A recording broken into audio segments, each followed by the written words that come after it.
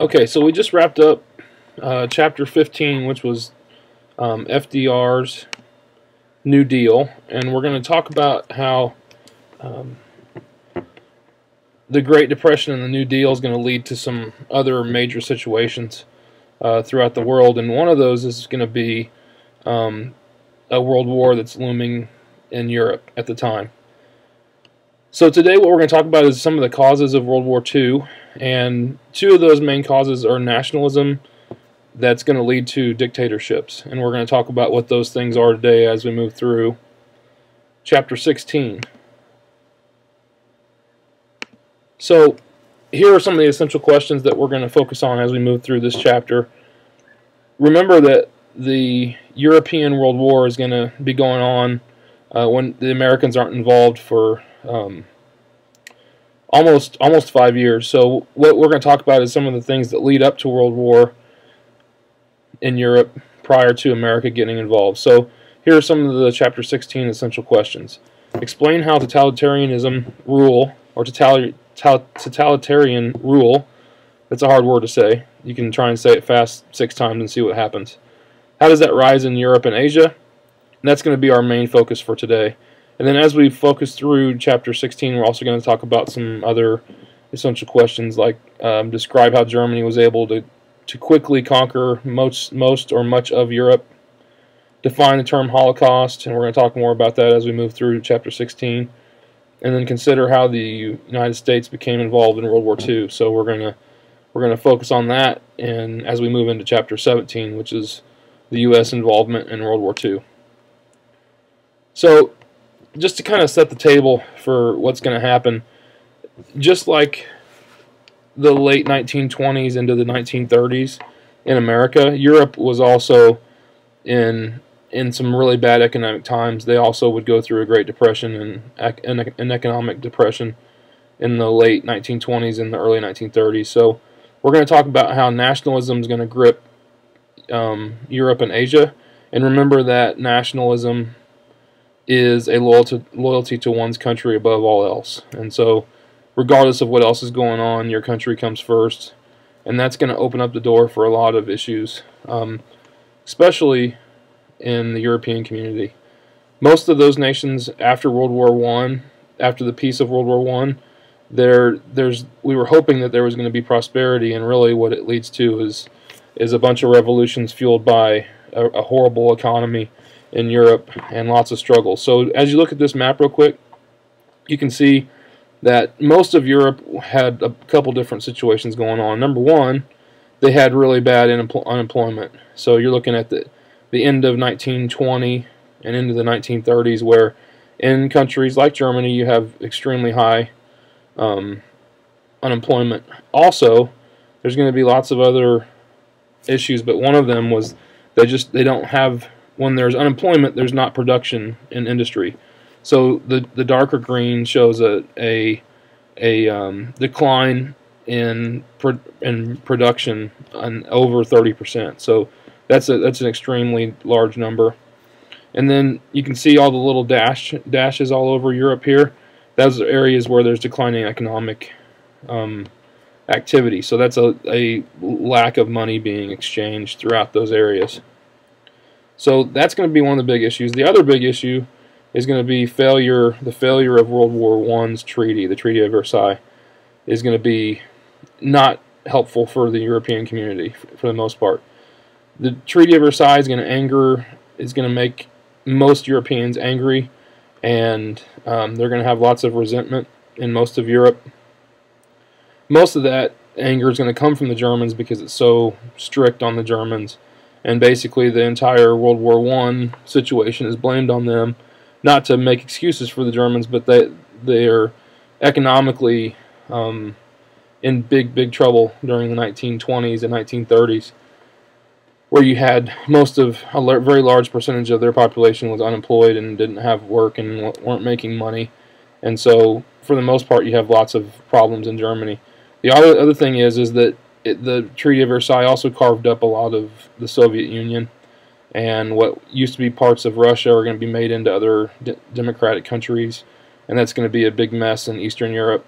And then for the longest time, up up until World War I, remember, most of Europe was a monarchy where you had kings and queens and whatnot, and so democracy that's going to come in after the treaty and after World War I is not going to have a lot of tradition, so it's going to go away pretty quickly, and you're going to see a bunch of revolts against republics and democratic countries that are established after World War I in Europe. So these struggles are going to open the door for dictators in Europe and in Asia. We're going to talk a little bit about Japan here in a minute. But for the most part, economic problems are going to lead to the ability for dictators to come in and take over. So as we move forward, the first one we're going to talk about is Joseph Stalin and the Soviet Union. So here's what's going on with Stalin. He's, for the most part, in Russia, there were hopes that after World War I there was going to be democracy in Russia, and really what ends up happening is a civil war where you have communists fighting against former monarch supporters and also democratic type people that are fighting for control of Russia. So remember that after that little civil war takes place, that a communist state is going to be developed in Russia. So here's what, if you remember what communism is from a couple chapters ago, it's an economic and political system based on a single party government ruled by a dictatorship. So it's one party, so they're going to have all control of everything, and most of the time it ends up being in a dictatorship where one person's in control. And for this country, for Soviet Union, it's going to be after Lenin, who's their leader up until 1924. It's going to be Joseph Stalin, which his name actually means man of steel. He's going to take control of Russia, and he's going to be the dictator in the communist Soviet Union. So, oops, thought I had one more transition there, sorry. So if you look here at the bottom, Stalin, for the most part, what he's going to do is he's going to try and focus on creating a model communist state. So they're going to live on the idea of communism, and in the Soviet Union they're going to focus on agriculture and industry and trying to bring up agriculture and industry. The problem with this, with a communist state, is that stuff's going to be owned by the government. So their prime economic goals are government involved in those two things. So most of the jobs are going to be paid not as individual farmers like what you see in America. They're going to be government paid farmers that are going to work for the government of the Soviet Union.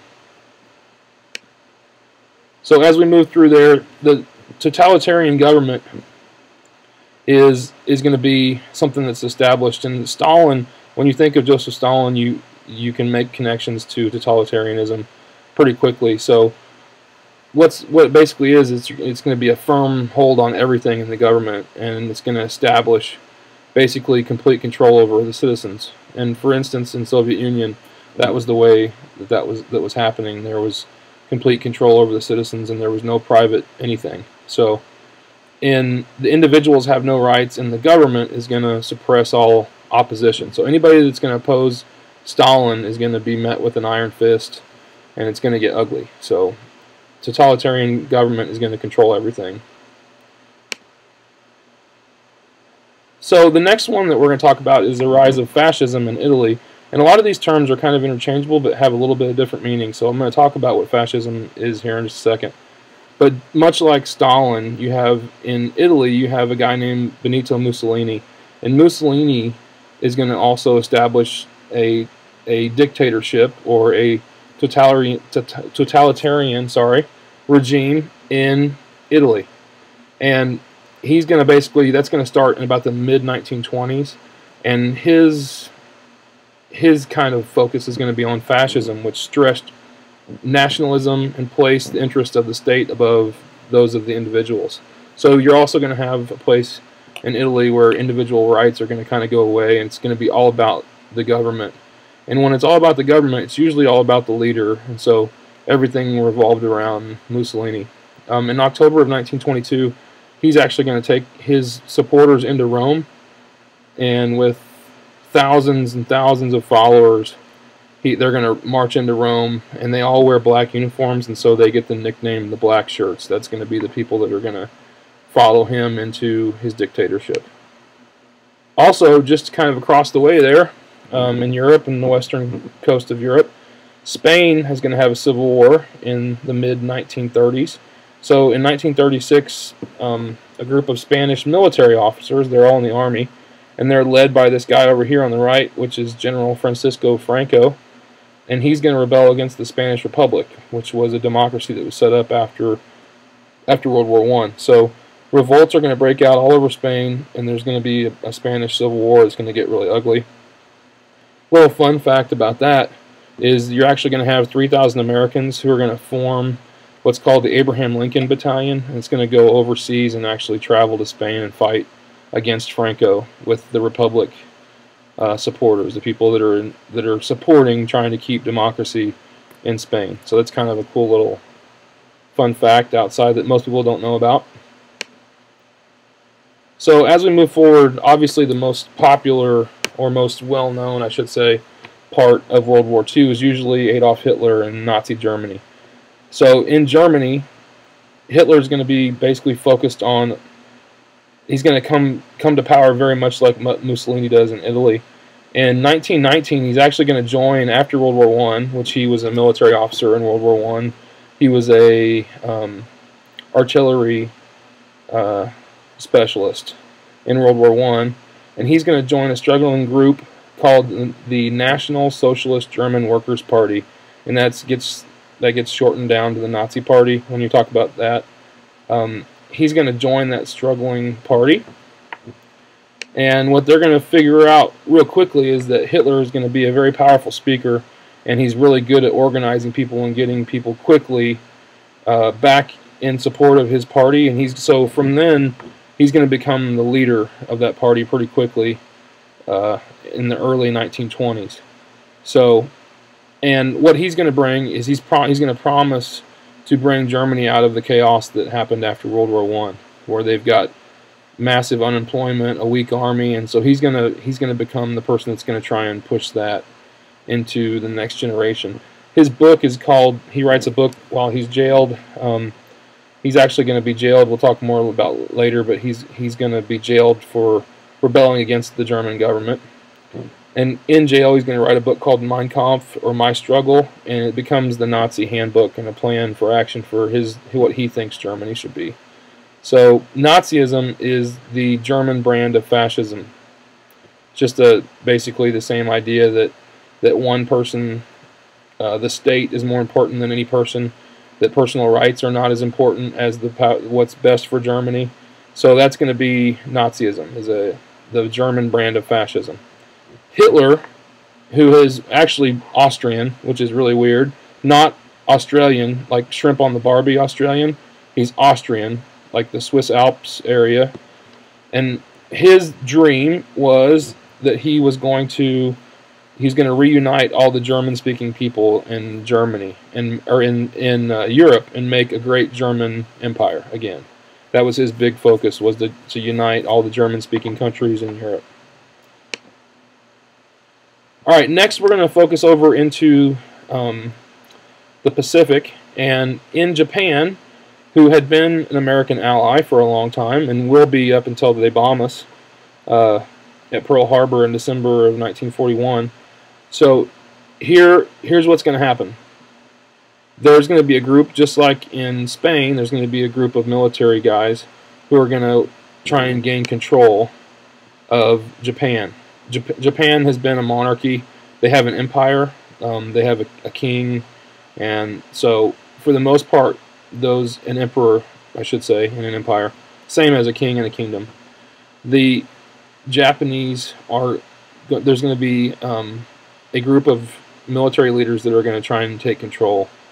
And what they do is they keep the emperor in charge, but they're going to kind of, as a figure piece, but they're going to control everything that happens in Japan.